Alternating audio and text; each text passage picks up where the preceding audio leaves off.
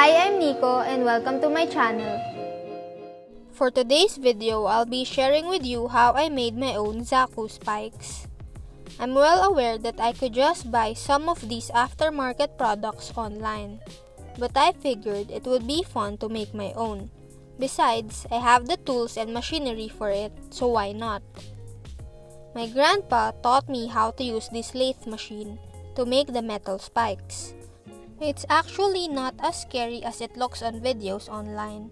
It doesn't make a loud noise like I thought it would, and it's easy enough to learn the basics. My granddad did fix it up so that I only have to turn it on and start creating the spikes.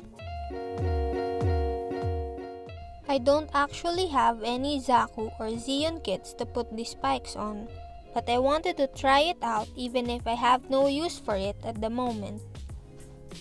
I do have plans and ideas to start working on some Zeon kits, so you might be seeing these DIY metal spikes in action sooner than you think.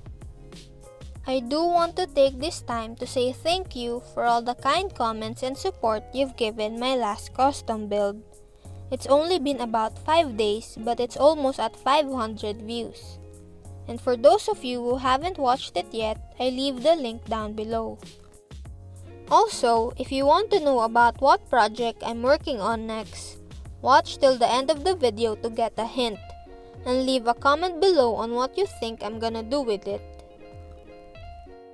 And for those of you who are waiting for the next part of my resin tutorial, I'll probably come back to it early next year. I want to gain a bit more experience with painting before I resume working on that. This video is basically just some sort of update on stuff I'm doing right now. I'm also planning what I'm gonna do on the build-off with my dad, so my focus is a bit all over the place.